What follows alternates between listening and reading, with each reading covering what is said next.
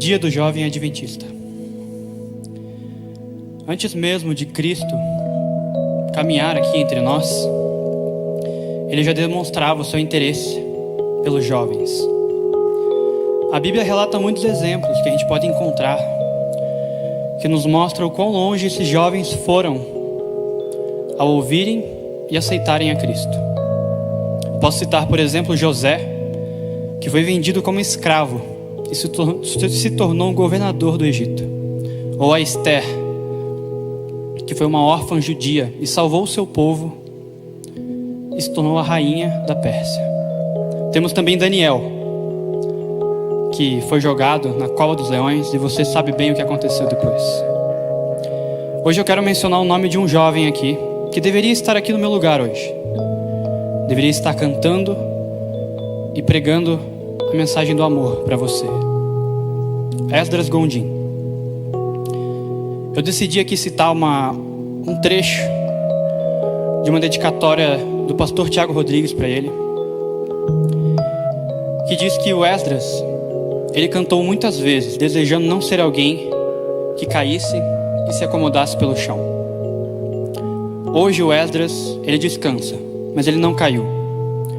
Hoje ele se acomodou, mas ele não está no chão. O Esdras, ele foi alguém que, por onde ele passava, ele transbordava o amor e trazia paz para as pessoas. Sua vida aqui termina com a certeza de que ele viveu e cantou para valer a pena. Não temos as respostas que gostaríamos para as coisas. Tudo está bem caótico. Eu mesmo essa semana tive muito medo de tudo que está acontecendo ao nosso redor. Mas aí recorremos a outro verso do Esdras, que o representa e que nos representa, e que esperamos que seja um alento para nós nessa hora. Vou descansar, pois só Ele enxerga a ordem desse caos. Só Ele vê o começo e o final. Vou confiar.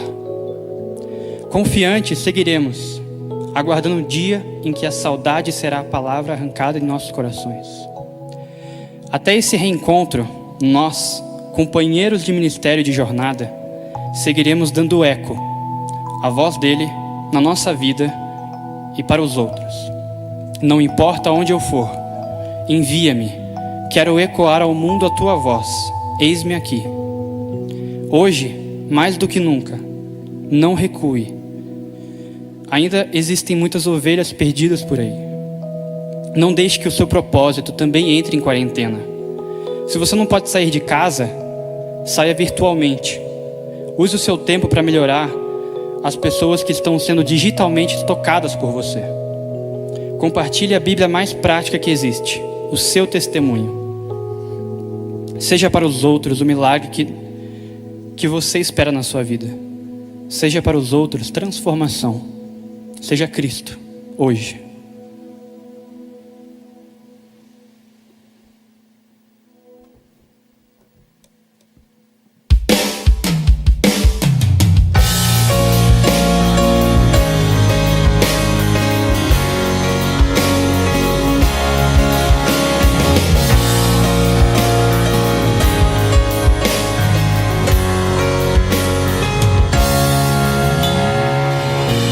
Antes de eu falar, tu cantava sobre mim. Tudo tem sido tão, tão bom pra mim. Antes de eu respirar, sopraste tua vida em mim. Tudo tem sido tão, tão bom pra mim.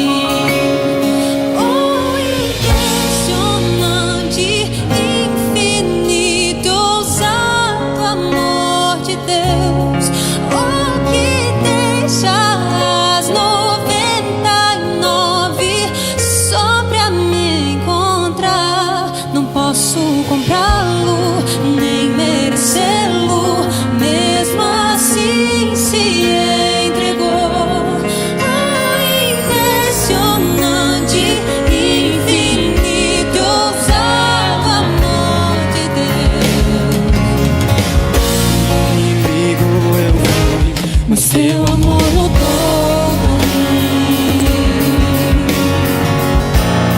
Tudo tem sido tão, tão bom pra mim. Não tinha valor, mas tudo pagou por mim. Tudo tem sido tão, tão bom pra mim. Oh, impressionante.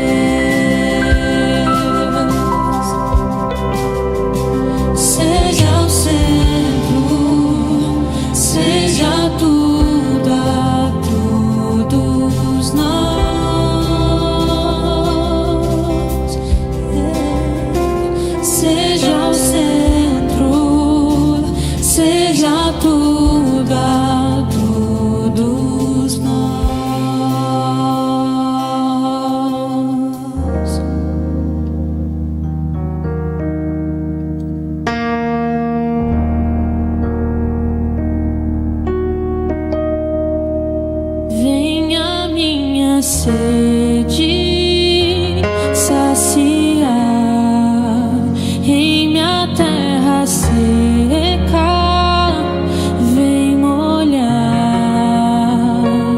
teu Espírito aqui vai reinar,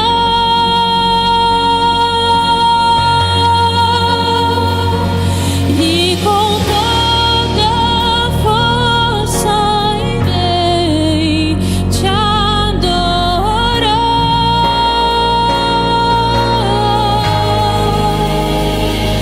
Tu és santo, tu és santo,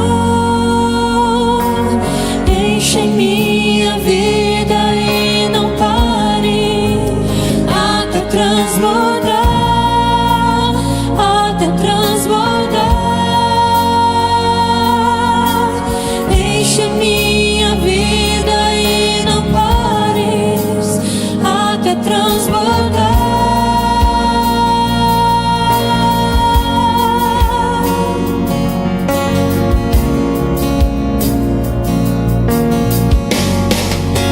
Venha minha sede saciar em minha terra seca, vem molhar teu Espírito aqui vai reinar,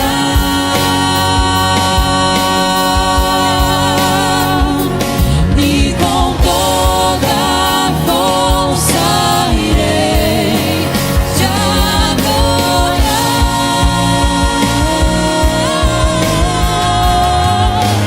Tu és santo, tu és santo,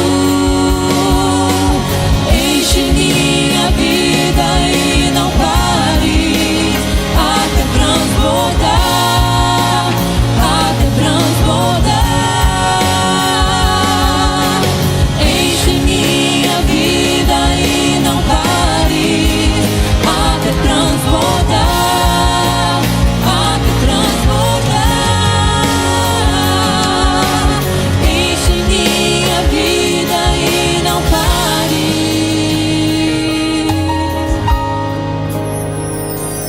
Enche-me, transborda-me. Enche-me, transborda-me. Enche-me, transborda-me. Enche-me, transborda-me.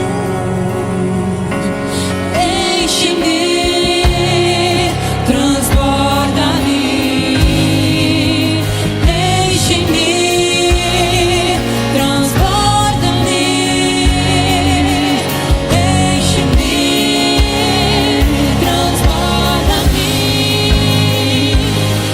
Enche-me, transborda-me.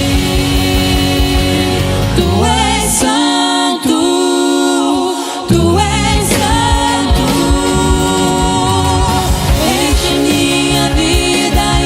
transborda-me.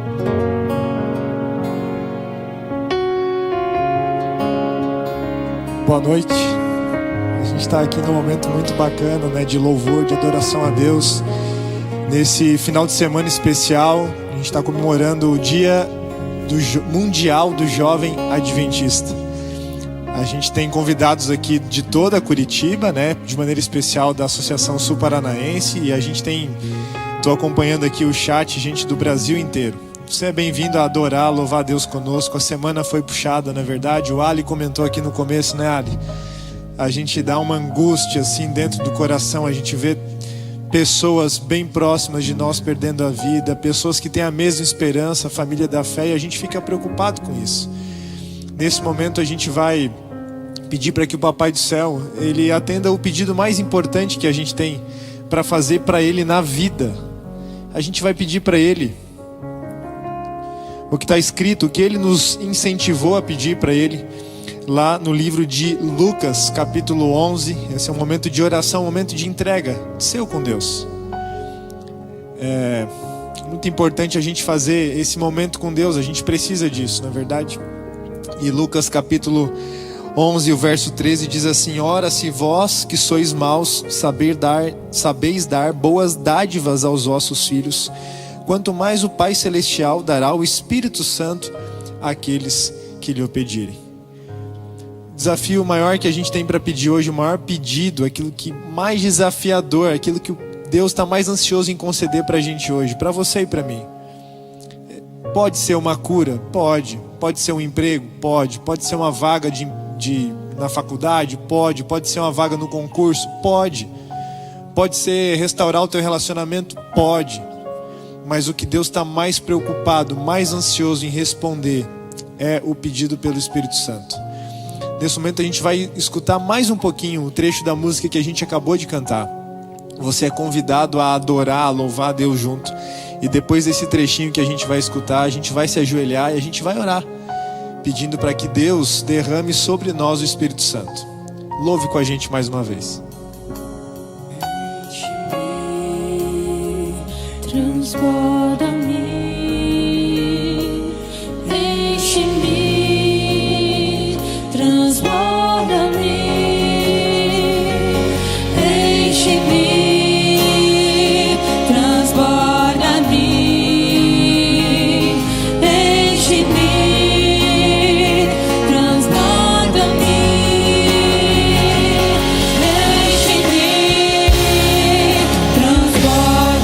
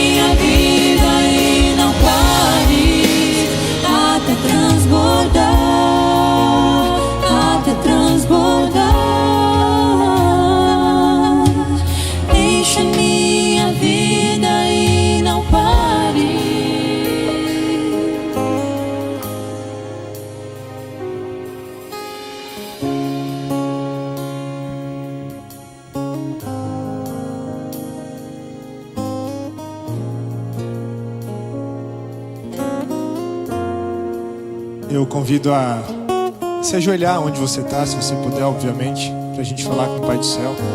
Pedir esse pedido que Ele está muito ansioso em responder para você e para mim, que é o derramamento do Espírito Santo. Vamos ajoelhar?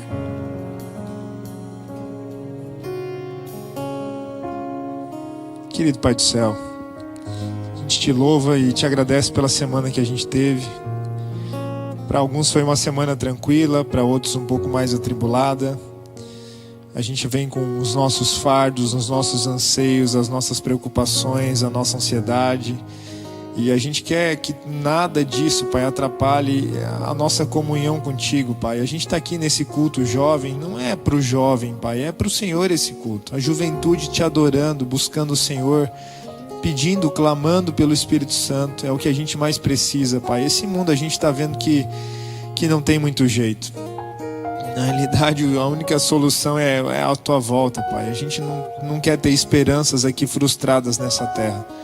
A gente quer contar com a tua bênção, Pai, com o teu auxílio, com a tua direção e de maneira mais especial ainda, com o teu Santo Espírito, Pai. Por favor, derrame o teu Espírito sobre nós. Nos faça sentir a necessidade do Espírito Santo, Pai. A gente precisa muito disso. Que a tua juventude clame pelo Espírito. que os teus líderes clamem pelo Espírito, que os teus pastores clamem pelo Espírito, que quem está assistindo, quem está conectado conosco, peça, também implore, clame por isso, e que a gente veja os frutos dessa entrega maravilhosa, desse derramamento poderoso do Espírito Santo. Continua com a gente, Pai, esse culto é para Ti. Nós Te louvamos e Te agradecemos. Continua com a gente, por favor. Mais uma vez te peço, em nome de Jesus. Amém.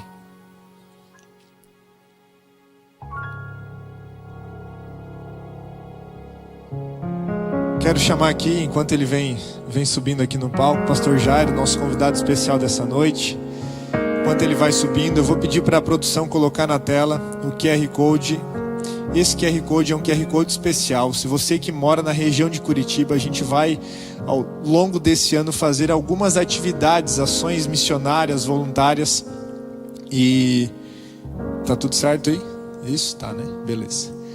E a gente quer convidar você que é da região de Curitiba. Você que mora longe vai ficar um pouquinho mais difícil, mas a gente quer que você aqui da região de Curitiba participe conosco. Então vai aparecer na tela um QR Code, que é um grupo de WhatsApp, né? Na realidade é um grupo onde você não vai poder falar, só vai aparecer para você ali as questões aí, tá aí na tela.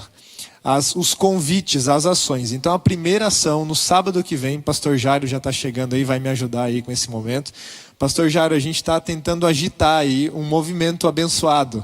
Amém por isso, pastor? Bem-vindo, pastor. A casa aqui é tua, né, pastor? Fica à vontade, por favor. Obrigado, pastor William. Que alegria estar com vocês. Boa noite para todo mundo. Pois é, sábado que vem, a gente está com o sonho de doarmos sangue, na verdade. Doar sangue. A gente fez o sangue literalmente. Sábado que vem, pastor. A gente fez uma parceria com a prefeitura aqui de Curitiba. E eles abriram 2 hospitais, assim. Um deles é o Mackenzie. E estava conversando com uma das pessoas que coordenam isso essa semana. Ela está muito feliz de saber que a Juventude Adventista agora pode ter espaço aberto ali, né? Pode agendar em grupo, lógico, né? A gente pode agendar 20 pessoas, 30 pessoas nos horários definidos, né? De acordo com a quantidade, mas o espaço está aberto e a gente vai fazer isso, né? Já no próximo sábado, se Deus quiser. Amém por isso, né, pastor? Louvado seja Deus por essa iniciativa, né, dos jovens aí. Você pode participar com a gente, você da nossa comunidade aqui de Curitiba, você é bem-vindo nesse grupo de WhatsApp. Lembrando que você é um grupo onde é só recados. Não dá para dar boa noite, bom dia, boa tarde, mandar as mensagens, tudo lá, pastor. Esse grupo é só de recados, dessas ações missionárias, dos cultos que a gente ainda vai ter durante o ano, né? E eu estava falando aqui com os meninos aqui enquanto a gente estava aqui no camarote, né? A gente precisa ter isso mais vezes, né, pastor? A gente precisa estar reunido para louvar a Deus, para agradecer a Deus pelas bênçãos, um louvor maravilhoso, né? Toca o nosso coração, a gente está bem sensível, a gente está carente da iluminação, da instrução, enfim. E Deus tem sido muito bom com a gente, né, pastor? A gente só tem muitos motivos para louvar. Você também é nosso convidado a seguir as nossas redes sociais aqui do Ministério Jovem da Igreja Central. Vai aparecer daqui a pouquinho o link aí para você também. Você pode seguir a gente, ficar por dentro do que está acontecendo, conferir algumas coisas dos bastidores aqui, e a gente vai ficar muito feliz de ter você com a gente. Pastor, que o Papai do Céu te abençoe muito nessa noite, tá, pastor? Fale ao nosso coração, que você seja um instrumento mais uma vez, como você sempre tem sido. E que quem está de casa lá acompanhando a gente, enfim, sinta-se confortado pela palavra de Deus. Posso orar contigo mais uma vez, pastor? Por favor. Vamos orar então? Querido Pai do Céu, a gente está aqui perto de abrir a Tua palavra. O pastor Jairo vai ser um instrumento Teu mais uma vez. Que o homem não fale agora, Pai, mas que seja a Tua palavra que fale ao nosso coração, mostrando o caminho que a gente tem que seguir, abrindo os nossos olhos, os nossos ouvidos e o nosso coração para as necessidades mais urgentes da vida, Pai. Nós somos jovens, as tentações são imensas, Pai, são inúmeras, e a gente às vezes não sabe nem por onde começar. Que o Senhor use o pastor Jairo mais uma vez nessa noite para trazer uma mensagem especial para a gente. Que vinda de Ti, Pai. A gente quer ouvir a Tua voz nessa noite. Em nome de Jesus. Amém. Amém. Gente querida, mais uma vez boa noite para você. Que bom encontrar você aqui nesse canal, nessa oportunidade. Estava ali acompanhando o chat, acompanhando aí a repercussão, né? Todo o engajamento que os programas aqui da Igreja Central promove. E é bom demais saber que você está aí do outro lado. Eu fico imaginando como foi sua semana, como foram esses últimos dias.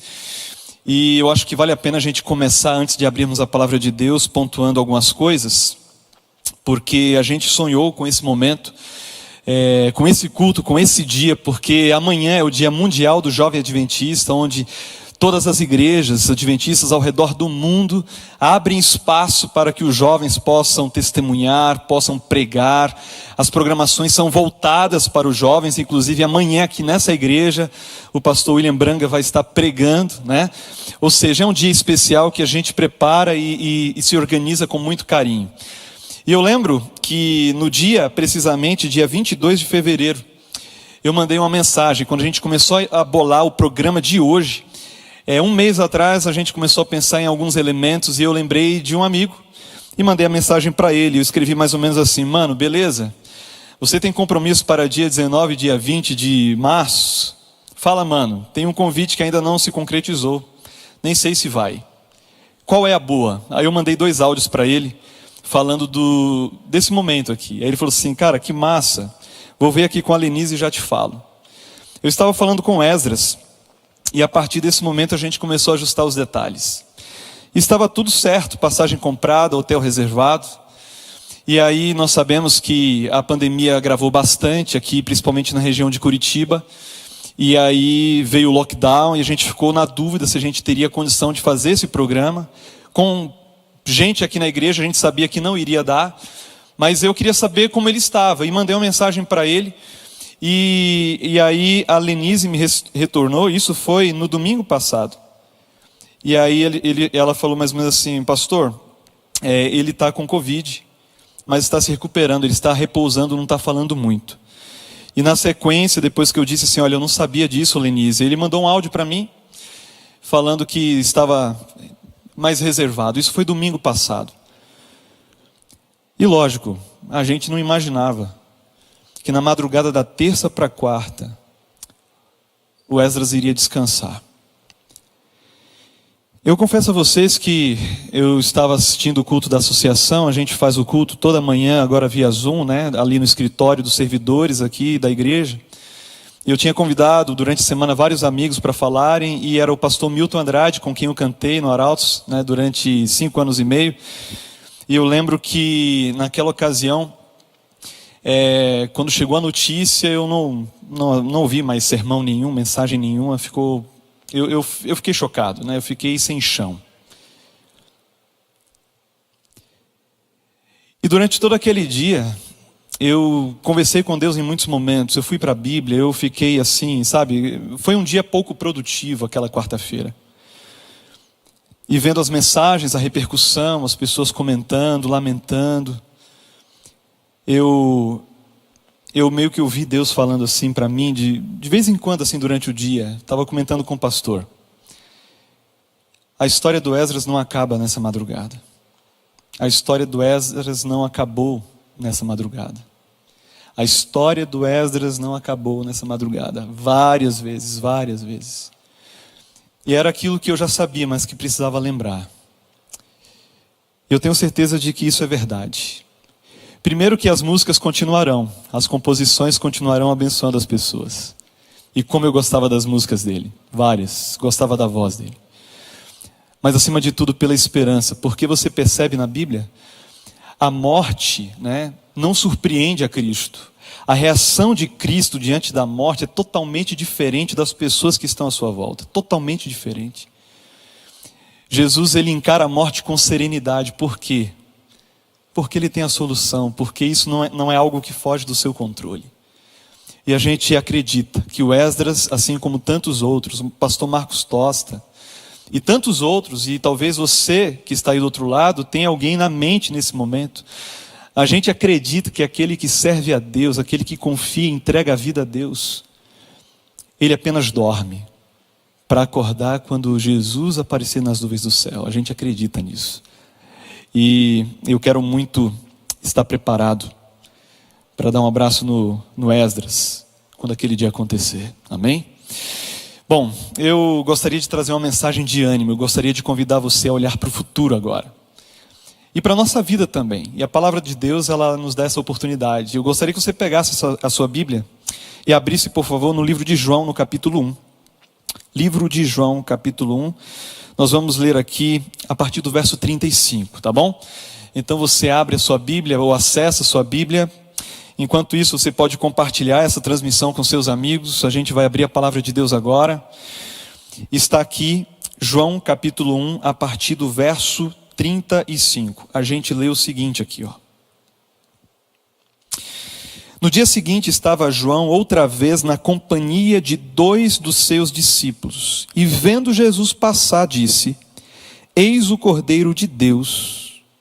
Os 2 discípulos, ouvindo-o dizer isso,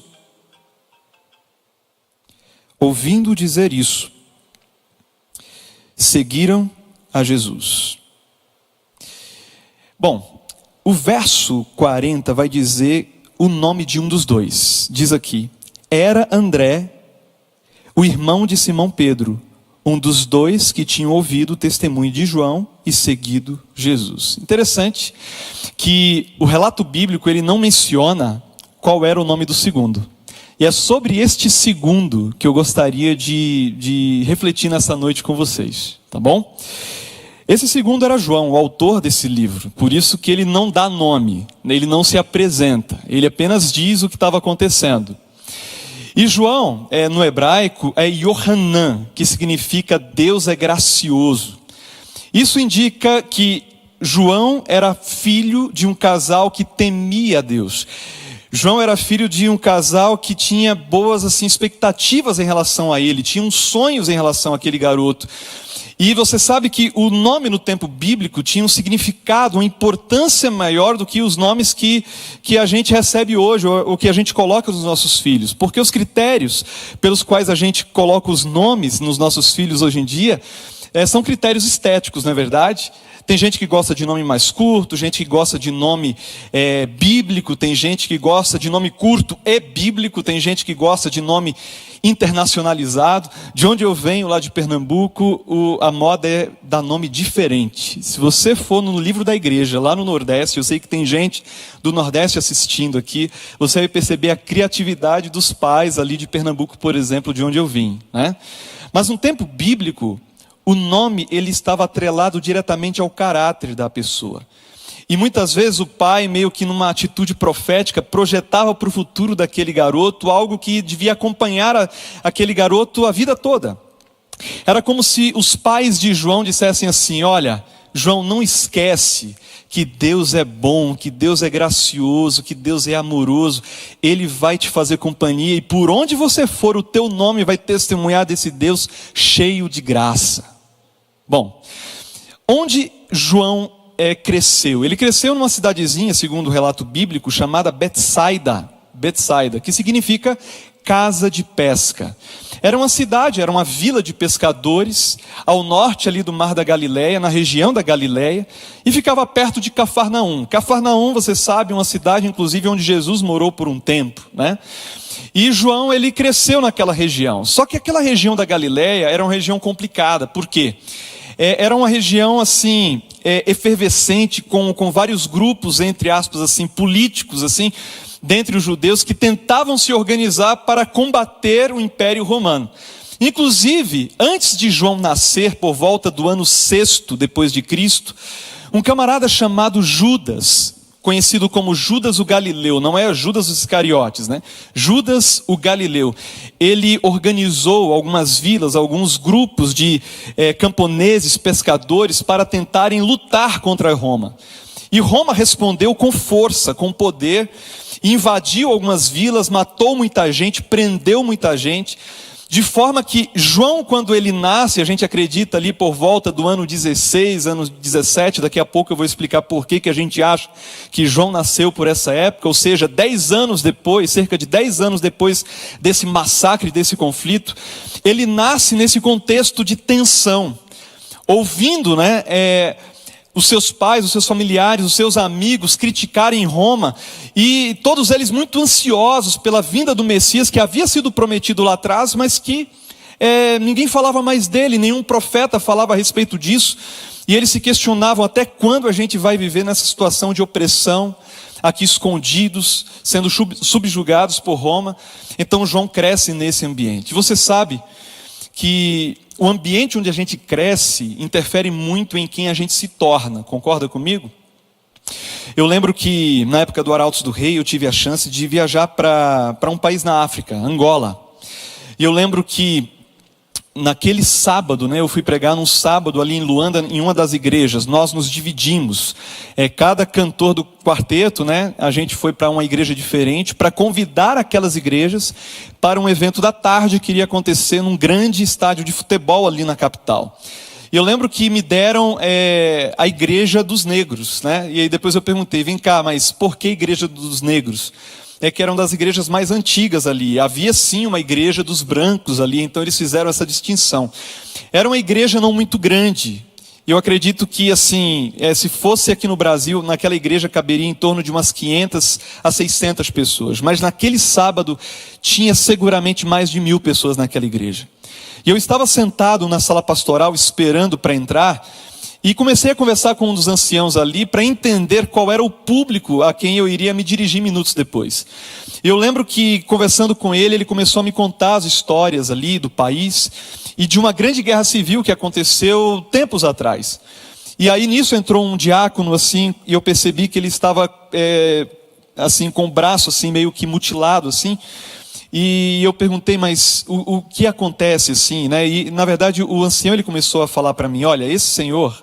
Deixa eu te contar a história dele. Havia uma vila aqui perto, e nessa vila, o governo, ele estava cuidando das pessoas dessa vila, estava protegendo as pessoas dessa vila. E os milicianos, ou seja, os opositores ao governo, estavam armando uma emboscada para, lutar e matar as pessoas ali em determinado lugar no país. E aquele senhor que havia entrado, ele fazia parte daquela vila. E ele disse assim, olha, daquela vila tem várias famílias aqui que vão assistir o sermão agora. E diz a história, ele contando, que a fome começou a predominar naquela região, eles não conseguiam plantar, a água também não era suficiente, e eles precisavam se deslocar para um lugar onde eles pudessem se manter. E o lugar ideal era depois de um rio que ficava ali perto.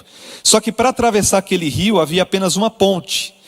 E o governo sabia que os milicianos sabiam disso. E que haviam com certeza se organizado para atacar no momento que eles fossem atravessar pela ponte. Então não valia a pena o risco. Então eles pensaram, vamos até outro ponto no rio. Nós vamos amarrar uma corda naquele que nada melhor. Essa pessoa vai nadar até outro lado, vai amarrar a corda do outro lado. E aí, seguros por essa corda, a gente vai atravessar essas pessoas. Acontece que eles chegaram de manhã na beira do rio, e segundo aquele ancião, eles ficaram até 1h tentando atravessar aquela corda para o outro lado. Mas vários que tentaram morreram afogados. Até que finalmente alguém teve uma ideia, foi mais adiante, e sendo ajudado pela correnteza, conseguiu atravessar o rio até aquele ponto necessário e ancorou ali aquela corda. E as pessoas começaram a atravessar. Só que algumas pessoas estavam muito fracas, não conseguiam atravessar. E ele falou algo que me chocou. Ele falou assim, eu vi mães colocando seus filhos na água. Não conseguiam carregar. Muita criança pequena, muitas crianças morreram naquele dia. E ele me descrevia daquela forma. Ele falou assim, pastor, isso é um relato de tantos outros. Todas as pessoas dessa igreja, de 20 anos para cima, ou lutaram na guerra ou sofreram diretamente nas suas famílias o efeito da guerra. Então alguns comportamentos um pouco estranhos a nós aqui do Brasil tinha explicação nessa experiência tão traumática que eles haviam experimentado durante aquele tempo. Por que eu estou dizendo isso? Quando a situação ela é muito crítica, ela é muito desconfortável, desfavorável, isso mexe com a formação do indivíduo. O comportamento, a maneira como ele foi educado, isso interfere na maneira como ele se porta nas situações.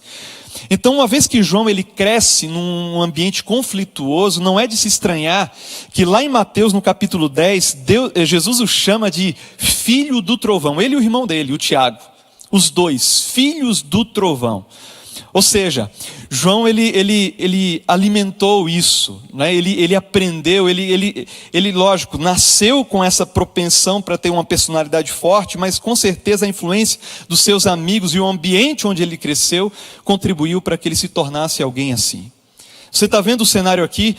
João, filho de pais tementes a Deus, que vivia numa vila simples, uma vila de pescadores. Ele não era rico, com certeza. Não sabemos se ele era tão pobre assim, mas era uma pessoa simples.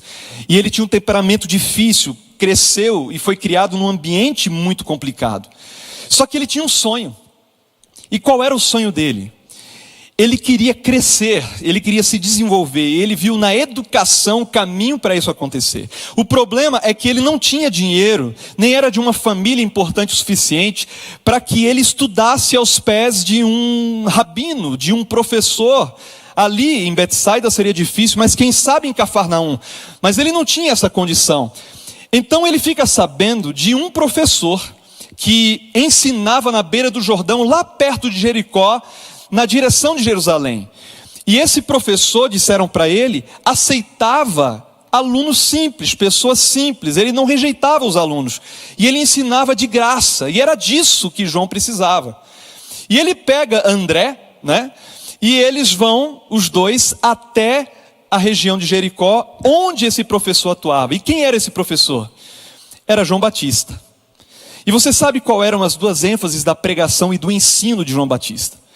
João Batista, em primeiro lugar, ele ensinava a respeito do arrependimento. Ele falava a respeito dos efeitos do pecado. Ele apontava o pecado pelo nome. Ele não tinha, a mínima noção do politicamente correto. E ele chamava, o pecado pelo nome, como eu disse, inclusive o pecado das autoridades religiosas do seu tempo. Ele apontava a hipocrisia desses homens. E as pessoas eram atraídas. A mensagem de João não era leve, não era doce, era dura. Mas a despeito disso, as pessoas eram atraídas ao Jordão para ouvir os seus sermões, os seus ensinos. E ele falava com autoridade. Essa era uma ênfase da pregação e dos ensinos de João. A segunda ênfase era a vinda do Messias. E ele pregava a respeito da vinda do Messias. Aliás, o seu ministério consistia em preparar o caminho para a chegada do Messias. E quando João e André chegam lá, eles são recebidos por João Batista. E eles se tornam um dos discípulos de João Batista. E aqui quando a gente lê, e chegamos aqui no texto que lemos, João capítulo 1, verso 35, diz que João estava outra vez na companhia desses dois. Ou seja, eles dois estavam colados em João Batista o tempo inteiro. Eles tinham sede de aprender, eles estavam encantados com a oportunidade. Só que naquele dia, quando Jesus estava passando, João virou para eles e apontou para Jesus e disse: olha, este é o Cordeiro de Deus. Este é o Cordeiro de Deus. Na hora, João e André, eles dão tchau para João Batista e começam a seguir Jesus. Que coisa extraordinária. E a Bíblia vai dizer que enquanto Jesus andava, ele percebeu que não estava sozinho, que tinha dois garotos seguindo ele. Por que eu falo dois garotos? Eu vou te explicar.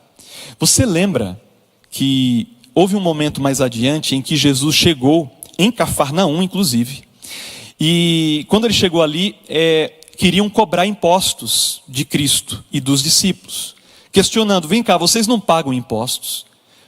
Tinha que ver com um assunto religioso, o imposto do templo talvez.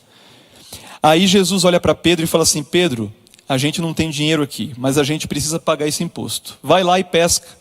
E eles pescaram peixe, talvez o milagre mais curioso de todos, da Bíblia, feito por Jesus, eu considero esse aí, que Jesus ele manda Pedro pescar, e quando Pedro abre a boca do peixe, tinha ali uma moeda,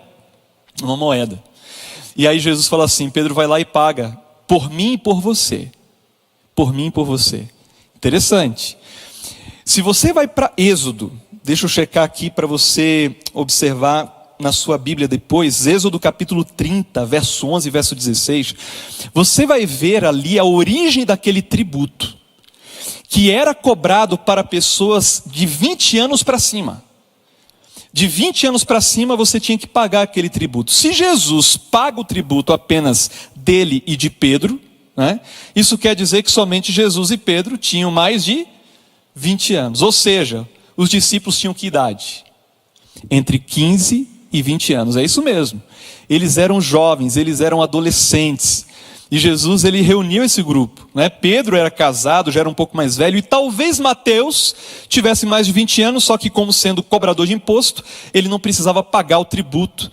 Então, João possivelmente era um dos mais jovens, é tido como o mais jovem, e ele tinha entre 15 e 20 anos. Ou seja, ele e André eram garotos, que estavam seguindo Jesus agora. E quando Jesus ele percebe que estava sendo seguido, olha só o que Jesus fala, verso 38. E Jesus, voltando-se e vendo que o seguiam, disse-lhes: que buscais? Disseram-lhe: Rabi, que quer dizer mestre, onde assistes? Gostaria de gastar uns minutinhos nessa pergunta de Cristo e na resposta deles. Por quê? Jesus ele olha para aqueles dois garotos e fala assim: vem cá, o que é que vocês estão querendo? Por que é que você está me seguindo? Com que intenção vocês estão me seguindo? Deixaram João Batista e agora estão atrás de mim. Por quê? Se Jesus perguntasse isso para você hoje, qual seria a sua resposta? Vem cá, por que você está me seguindo? Por que você vai na igreja? Por que você está conectado nessa transmissão agora? Qual é o teu motivo? O que te atrai em mim? O que é que você quer?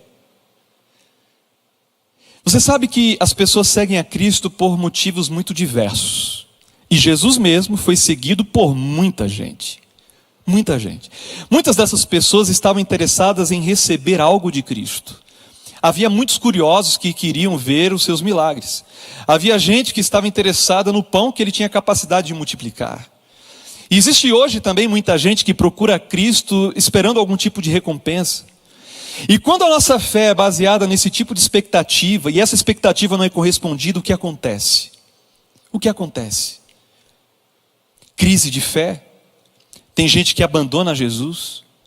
Então a pergunta que Cristo faz para João e para André é uma pergunta muito pertinente que deve fazer a gente pensar: por quais motivos a gente segue a Jesus? O que é que a gente quer de Cristo? Porque no fim das contas, queridos, isso vai nos levar a um ponto muito importante. Será que Jesus é suficiente?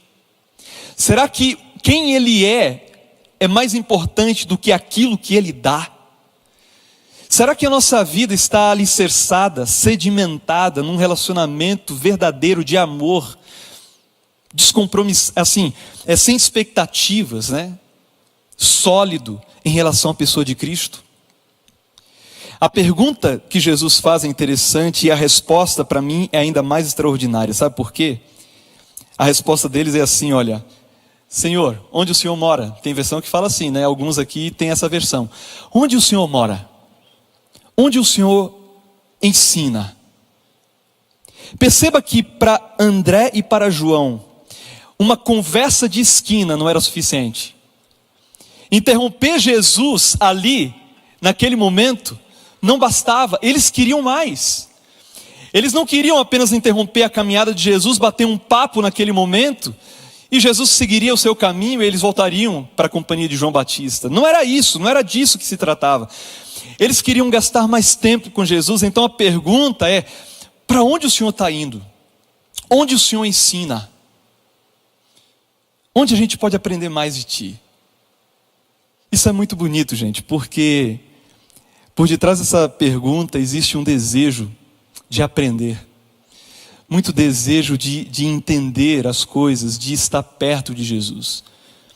E você sabe que João, especialmente, que tinha um temperamento tão complicado, que havia crescido num lugar, né, de revolta, de conflito.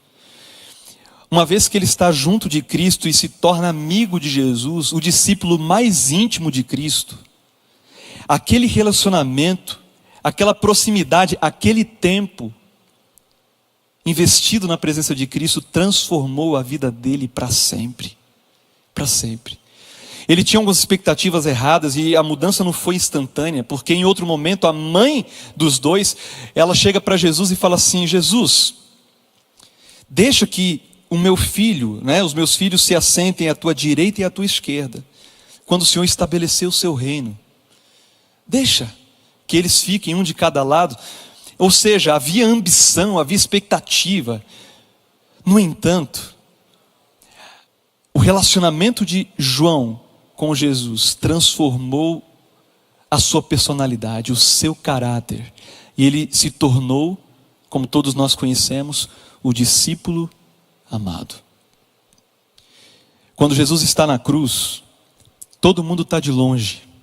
Todo mundo observa a cena de longe. Somente João chega perto. E quando ele chega perto, ao lado de Maria, Jesus confia um ao outro. Mulher, aqui está teu filho. Filho, aqui está tua mãe. Queridos, a expectativa de Deus é que aqueles que são mais jovens sejam aqueles que estão mais perto. Gente que tem a vida inteira pela frente, tantas possibilidades, graduação, pós-graduação, mestrado, recursos, internet, tecnologia, que essa gente esteja mais perto de Jesus. João, ele se tornou esse alguém, por isso que eu amo tanto esse apóstolo, porque ele dá o caminho, ele abre a avenida, ele diz assim: ei, é por aqui que você tem que ir. Então, queridos, a maior bênção que eu e você podemos receber hoje, no início desse Dia Mundial do Jovem Adventista, é a escolha, é a possibilidade de fazer de Cristo a nossa melhor companhia, para aprendermos dele, para absorvermos o seu conhecimento, mas acima de tudo para reproduzirmos as suas atitudes. Porque é isso que um discípulo faz. Ele reproduz as atitudes do seu mestre.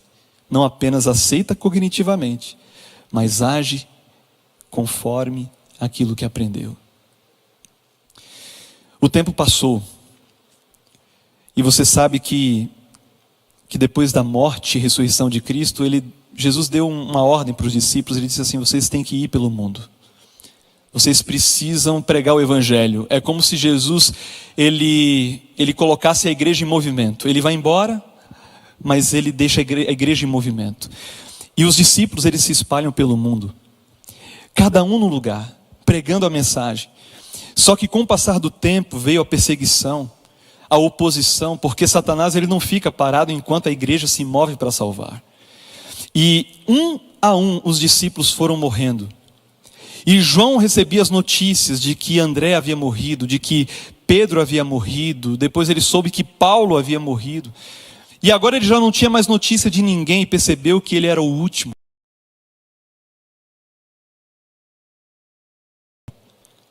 Da morte, e permite que ele vá para uma ilha.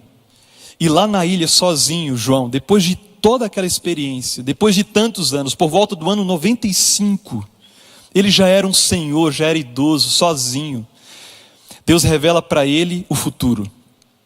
Deus revela para ele esse tempo em que eu e você estamos vivendo. E eu pergunto para você, se João pudesse escolher viver lá naquela época e agora, em que época você acha que ele escolheria viver? Eu tenho um palpite, não sei qual é a sua opinião. Eu acho que que João escolheria viver agora. Sabe por quê? Porque agora é o tempo onde quase não há mais tempo. Agora é a hora em que os segundos estão chegando ao final. Esse tempo que a gente está vivendo, 2021, é um período muito próximo da volta de Jesus. E João, ele contemplou os acontecimentos do futuro. E entendeu apenas ali de que Jesus, o seu querido Salvador, o seu grande professor, não viria nos seus dias. A expectativa dos discípulos era essa. Mas ali ele percebeu. E Jesus revelou para ele a verdade e disse assim: olha, guarda essa mensagem, escreve essa mensagem, divulga essa mensagem para as igrejas que você fundou, que você ajudou a cuidar. Essas 7 igrejas, manda para elas a mensagem de que eu vou voltar. Queridos, eu estou com essa camiseta, chegou a hora. Chegou a hora do quê? Chegou a hora da gente deixar o passado. Especialmente os capítulos que não nos contribuem na nossa caminhada na direção da vontade de Deus. Chegou a hora da gente deixar o pecado. Chegou a hora da gente parar de brincar de ser cristão. Chegou a hora da gente olhar para a Bíblia, para isso tudo que a Bíblia nos ensina, ver aqui significado para viver a cada dia, sabe? Fazendo as escolhas certas. Chegou a hora da gente separar mais tempo para desenvolver esse relacionamento íntimo com Jesus, porque sem isso, para onde a gente vai? Onde a nossa vida termina? Que esperança existe se você tira Jesus da equação da vida? Eu espero que você reflita a respeito disso. João tinha tudo para dar errado, mas ele tomou uma decisão, e perceba como foi fácil. Ele não criou desculpas, ele não levantou questionamentos, ele apenas ouviu o que João falou, o João Batista falou, e correu para estar perto de Jesus, e ali ficou toda a sua vida. Mesmo depois de Jesus ter ascendido ao céu, João vivia na presença de Jesus. É assim que a gente precisa viver. O Marlon, ele aceitou o convite de vir aqui hoje para cantar. Foi de última hora. Você sabe, o Esdras era para estar aqui, mas o Marlon aceitou. Ele preparou uma canção para esse momento, e enquanto ele canta, eu gostaria que você refletisse um pouco na sua condição. Você que é jovem, você que tem 15, 16, 17, 20 anos, que escolha que você vai fazer agora? Você que já passou dos 20 como eu, já faz um tempinho, que escolha você vai fazer agora? Que João seja uma referência para você, que a escolha dele inspire você, e que cada dia vivido em 2021 seja uma oportunidade para você desenvolver esse relacionamento extraordinário com Jesus, porque daqui a pouco ele vai voltar. Eu acredito nisso. E você?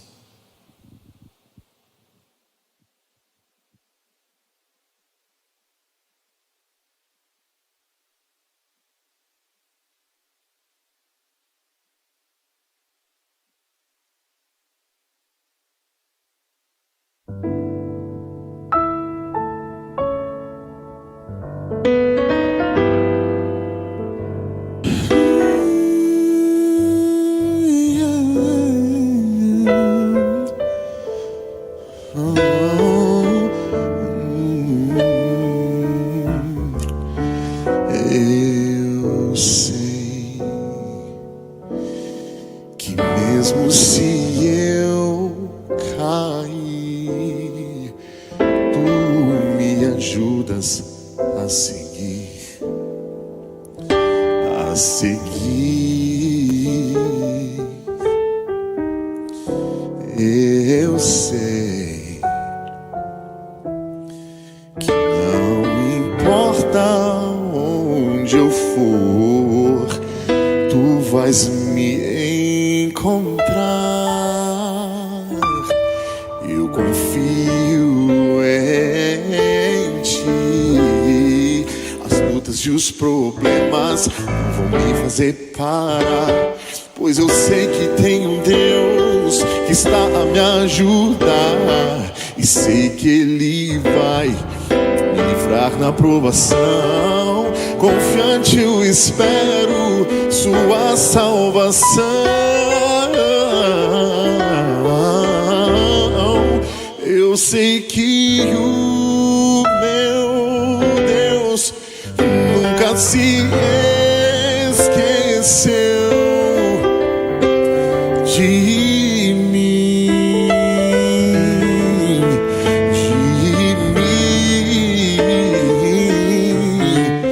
e sei que onde for o seu amor vai me.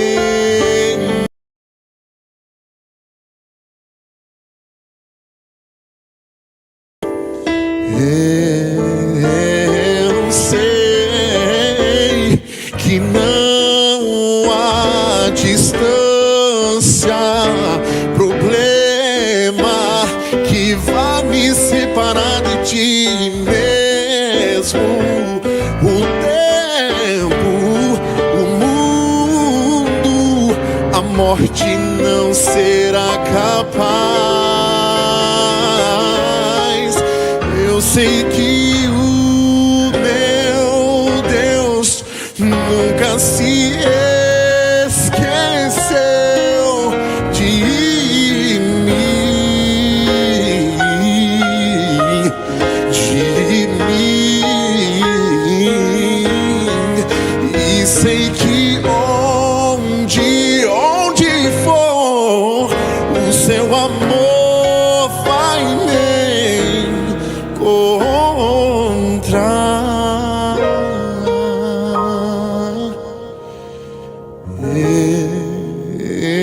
Eu sei.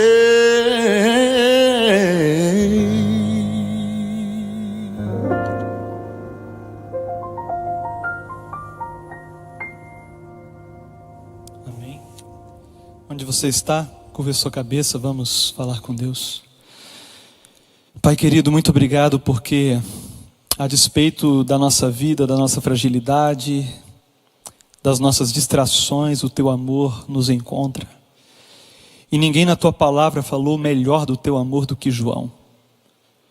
Um dia ele queria fazer fogo do céu descer e destruir pessoas que não queriam ouvir a tua mensagem. E no fim das contas, ele foi aquele que melhor falou a respeito do amor ao próximo. E essa transformação, Senhor, a gente só enxerga a partir desse relacionamento transformador com o Senhor Jesus, que Ele experimentou e que a gente precisa viver também. É esse relacionamento que nos coloca no rumo certo, nos dá esperança, nos dá significado, nos ajuda a caminhar e é assim que a gente quer viver cada dia desse ano. Eu quero entregar que nos acompanha nesse momento. Tem muita gente aqui no sul do Paraná acompanhando, a galera aqui da Igreja Central. De outros lugares, Senhor, eu vi gente do Macapá, gente de Recife, gente de Manaus, gente de fora. Porque é disso que a gente precisa agora. Um aconchego, consolo, segurança. Para a gente começar bem esse sábado, recebendo a restauração e o descanso que são prometidos para todos aqueles que são fiéis a esse dia sagrado. Nos dá esse presente, Pai, que seja um sábado feliz. Eu entrego todo mundo que está aqui na igreja, ajudando nessa transmissão, e todo mundo que está em casa, em teus cuidados, e no nome e por amor de Jesus. Amém. Deus te abençoe.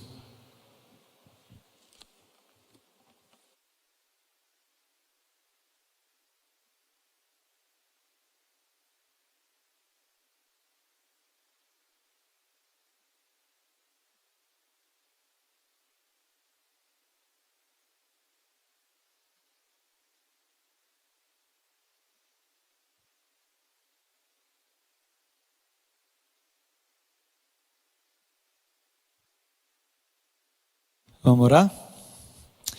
Gente, só uma coisa, obrigado.